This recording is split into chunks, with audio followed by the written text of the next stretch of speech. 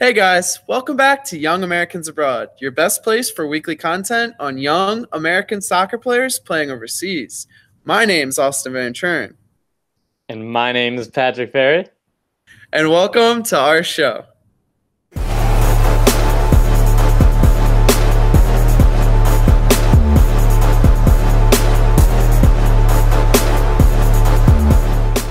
So guys, we're back again, and we have an assortment of Bundesliga performances to tell you guys about. Some of them good, some of them leaving more to be desired. And also, Austin, over in the Eredivisie, we have a new week and a new EPB as he gained his second consecutive start for NAC Breda. That's right. And finally, you will not believe what one of our players did over in Scotland. You'll just have to keep watching to find out more. All right, guys, so the first player we want to talk about today is Weston McKennie. So Weston actually played 78 minutes for Schalke in their Champions League loss, unfortunately, to Man City this past week, and it was a 3-2 loss, and he played 78 minutes in this game. So he actually had a pretty good game. Schalke were handed 2 penalties, and they converted both of them to get a lead on Man City, but unfortunately Man City came back late in the game and won it, and it was a colossal defeat for Schalke. But the other thing to note in this game for Weston is that he actually came off injured, and it looks to be a thigh injury, although we don't have, I guess, a clear diagnosis of the injury yet. So we'll let you guys know on our social media accounts when that diagnosis comes out, and hopefully it's nothing too serious, but the fact that it's taking this long to diagnose is kind of concerning, Pat. Yeah, and correct me if I'm wrong, Austin, but hasn't he had, was it during some of the U.S. camps in the past, some thigh injuries or a similar injury before? Yeah, that's a good point. I'm not 100% sure, but I know he has had some leg injuries, whether that was thigh or hamstring. I'm not 100% sure. I'd have to go back and look, but yeah, he has had some recent injuries like we've documented. I think one of them might have been a knee injury. Yeah, I think he got injured in that Bolivia game. I think it was where he pulled out, or something, or like right after it. That was one of them. But that's a good point to research a little bit more. But you bring up his injury history, and this will just put his potential call up for the March friendlies in doubt, as right now he didn't play for Schalke over the weekend, and it seems like he's out indefinitely. And those friendlies are coming up in a few weeks. So yeah, and Austin, just further on your point there, Schalke's kind of dropping into the danger zone in the Bundesliga, so they're going to need McKennie healthy as can be towards the end of the season. Yeah, they are 7 points clear, as I saw right now, so they're not as in danger as it seems like they are from their performances this year. But they're sitting, I believe, in 14th right now after the weekend. So that's 7 points above the 16th place team in the Bundesliga. So they do have a surprisingly, I wouldn't say big gap, but a surprising gap between them and relegation. But that can fade pretty quickly. And we'll touch on Schalke's performance over the weekend because another American was involved in that game. Excuse me. So I will kind of save my critique on that game for a little bit later in our show. But for this Champions League match, Weston showed some quality during the game. He did win the ball back and had a nice kind of turn of play up the field. That was really nice. He gave the ball away, won it back from, I want to say it was Bernardo Silva. I'm not 100% sure. I forget what Man City player it was, but it was any Man City player. It's tough to win the ball. One of Man City's top quality players, Austin. Exactly. Yeah. So, that was really nice to see. It was very confident play from him. But, Schalke was literally given the game, it seemed like, and they made it very tough for Man City, or I guess Man City kind of made it tough for themselves to get a result on the day, but they ended up pulling out the result nonetheless. And Schalke, their run in the Champions League kind of comes to an end. They did have some good performances earlier in the year, and Weston was, a big part of some of them. But, disappointing loss for them. But even more disappointing to see Weston get injured in this game. Yeah, that's definitely tough, Austin. And again, at least, the time might be closing there, but it was great to see him in that Champions League setting, so that was exciting. Yeah, and hopefully you can make a recovery and play in their next Champions League game coming up, because they still do have life. There's only a 1 goal differential. However, Man City do lead on away goals at the moment, so more like kind of like a 2 goal differential if Man City scores. But yeah, it's disappointing, but hopefully Weston will come back healthy and help them to, like you said, stay in the Bundesliga, not get relegated. Exactly, Austin. That's all we can hope for. Yeah, and one final little tidbit I want to say that I want to add on to this part about Weston is that I saw on Twitter a German journalist for one of the newspapers over there, and I believe it's Gelsenkirchen, where Schalke is, tweeted that Schalke's only player who has kind of grown this season has been Weston McKennie. So clearly, Schalke pundits and Schalke journalists are obviously not too happy with the performances from Schalke this season. But just to see that someone who has his ear to the ground, I would say, or has a beat on all things Schalke and really understands what's going on with the club and has his own view of their games week to week. That's not clouded by an American perspective. Also thinks Weston's having a pretty good year for the situation he's in. So the silver lining, Austin.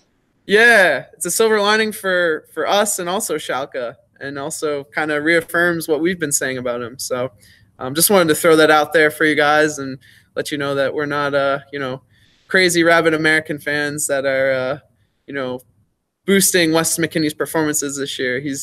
The fans are right. He is having a pretty good year for Schalke, so good to see. But now let's move over to Holland and talk about a player who had a surprising comeback this week. Or should I say resurgence, Pat? That's right, Austin. Yeah, again, like I mentioned, new week, new EPB, as he played a full 90 in a 0-0 draw against Groningen. Just to touch on his performance, in general, I have some stats here for all you viewers.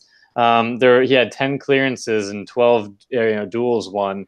Looked really strong throughout the game. Some of the highlights I saw, and then people were just kind of commenting on it on Twitter and things like that, just saying he really looked like he was getting stuck in on tackles, really physical, and looked like he really belonged in the Eredivisie. So that's kind of something we hadn't really seen, as he was, again, kind of hidden with the in the bench there and playing for the second team not too long ago. So it's really good to see him kind of have that mindset and jump right back in, especially Austin, after a brutal I think we touched on it Quick Kicks last episode when they got destroyed by I think it was Ajax.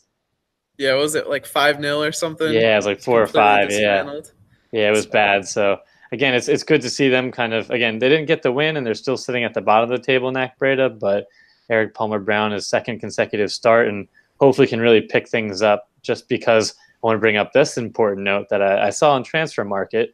I think it's June 30th of 2019, this year, just a few months, Erik Palmer-Brown's contract comes to an end. So that's kind of an interesting point, just because, he really had a tough time breaking into NAC Breda, and now he's starting to get some minutes, but it's kind of towards the end of the season here, and then we're up on the contract time. So I'm not sure what the next move will be, as he's part of Man City's loan army, the other loan army. Yeah, right. Yeah, that's so interesting to see, because I was unaware of that until you told me right before we started filming, and that kind of is a big deal. Like, where is he going to go after this year if Man City doesn't re-up with him? It's tough, Austin. Honestly, what are his options? Yeah, and it's hard to we can guess, but there's no really there's no points, I guess, or no valid things to go off of. It's so uncertain, Yeah, like he spent last year on loan at Kortrijk for a period of time, and then did okay there, but didn't do spectacular, and then came to Breda this year and hasn't really played for them. So what teams are really gonna go in on him unless he comes back to MLS or something? I'm kind of curious to see what the summer holds for him. Yeah, I'm very curious as well. And again, if he can somehow pull them up, NAC Breda, out of the relegation zone and finish this season strong, maybe he'll have some more suitors. And again, just to highlight his good performance, Austin, I forgot to mention this. He was one of, I think it's Voteball, if I'm pronouncing that right, Voteball International's Team of the Week in the Eredivisie. So, going from the bench and the second team to the Team of the Week there isn't a bad thing. So he's taking the steps. He had a little mountain to climb, but he's definitely taking the steps up, Austin. Yeah, that's good at least. So hopefully, hopefully he continues to string some performances together here. That'd be big if we could kind of get him, back on the field at a higher level than, the Eredivisie. Exactly. Yeah, absolutely. So we'll keep you monitored on Erik Palmer-Brown. And again, like I said, I think we have seen a lot of potential from him. And obviously Man City and these other teams have seen some potential. So hopefully he continues this rise. But we're gonna shift gears here, Austin, back to the Bundesliga with one of our Werder Bremen strikers. That's right. And that would be Josh Sargent. So Josh actually started his very first Bundesliga match this week and played 61 minutes for them in their 1-1 draw with Stuttgart. And on the day, he had a relatively quiet day, I would say. He didn't have any shots in the game, and he had an 84% pass success rate, which isn't bad, for a striker. But the one thing that was kind of disappointing, and this was on FootMob, his rating was actually the lowest of any of the Bremen players on the day, so that was a 5.7. So that's a little concerning to me. But I did watch this game, and like I said, he had a pretty quiet day. He didn't really get on the ball too much. I think it was like 30 touches on the day as a whole, which is for 60 minutes, not bad, but it's not, great as well. I think he only was dispossessed once, which isn't bad, but like I said, he didn't take any shots, wasn't really in too many threatening areas, made some runs at times where it opened up, holes for the other striker that he was playing with, which I think was Max Kruse in this game. And Milo Rashica was another player who they kind of played in an attacking role. But, overall it was kind of a blah performance. And I don't mean blah in a bad way. I just mean blah in a very neutral 50-50 way. It wasn't, he didn't really make a crazy impact, but he also didn't have a bad game. So I guess It's good to see him make his first start in the Bundesliga. And hopefully congrats to Josh there. build on it. Yeah, it's definitely a big congrats. Definitely can't, overstate that. That's very, very important and very cool to see. So right. And also, just quickly want to bring up maybe I know obviously he's still getting in the first team and things like that, but could it be maybe just the chemistry with some of the senior players there, or that maybe he's not kind of finding the game as much as we'd like right now? Maybe just some of those things could be a possibility.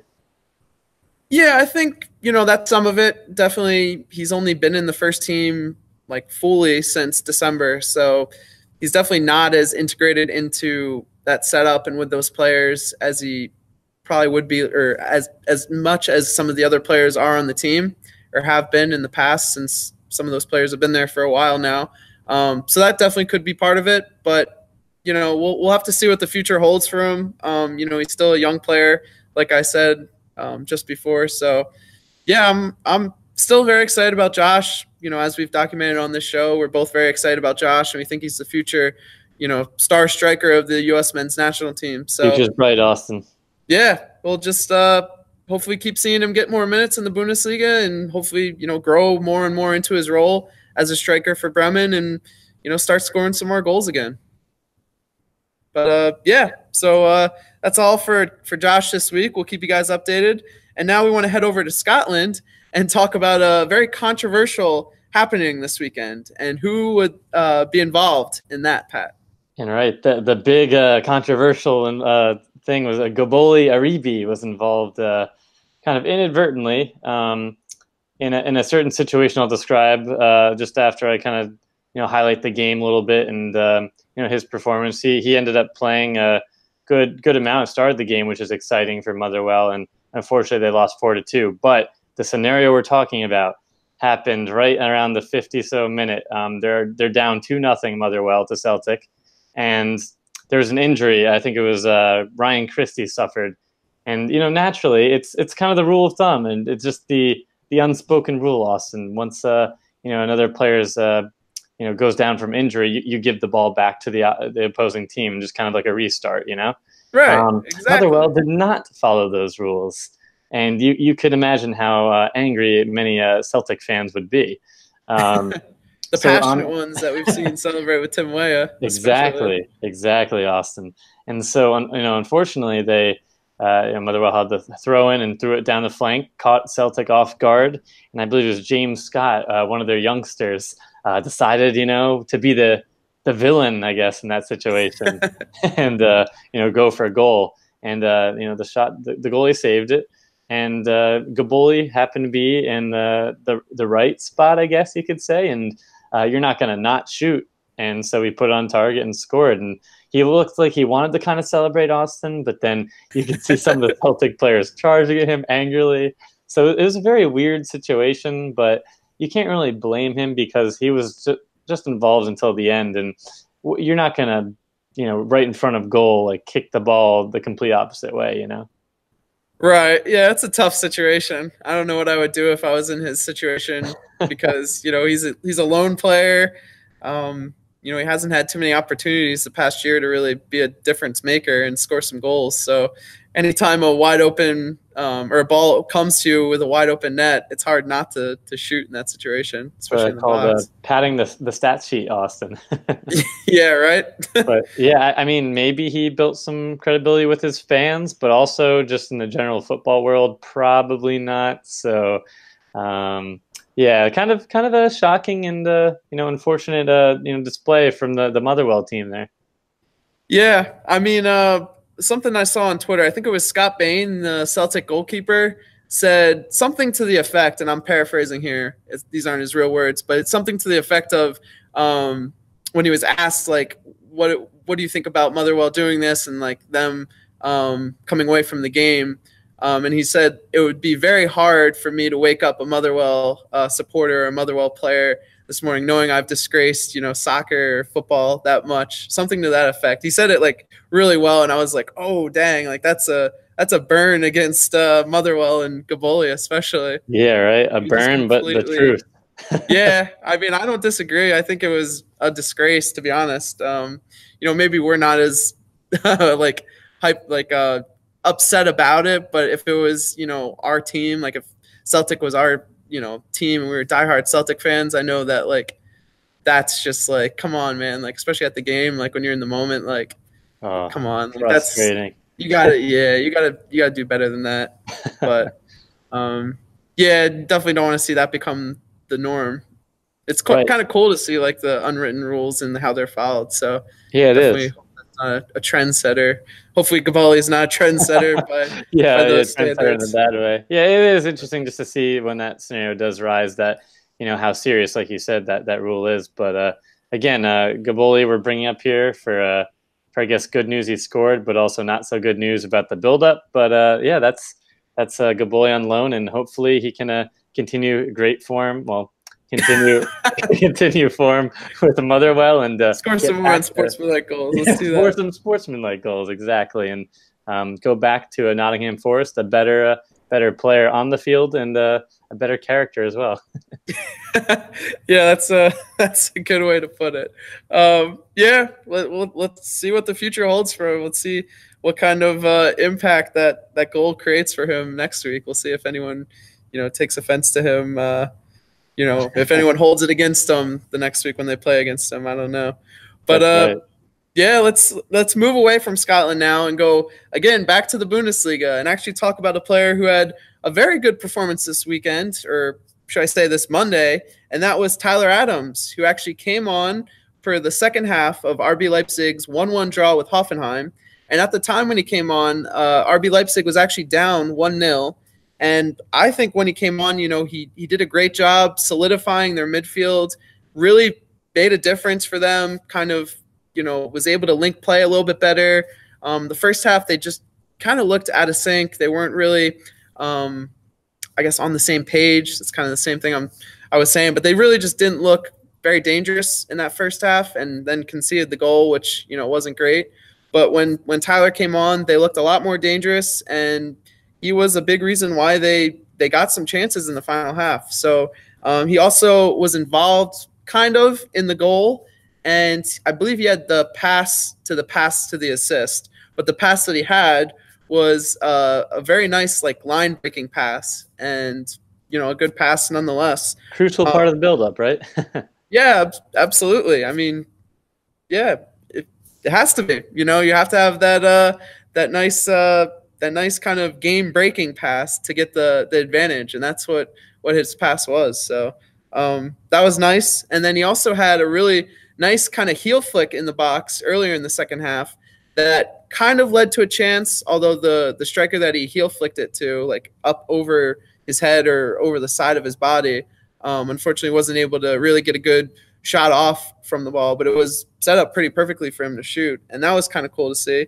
And he also just had a little flair here and there in the game where he had, I believe it was like a back heel pass a few times to some players, so he's definitely feeling himself in the Bundesliga now.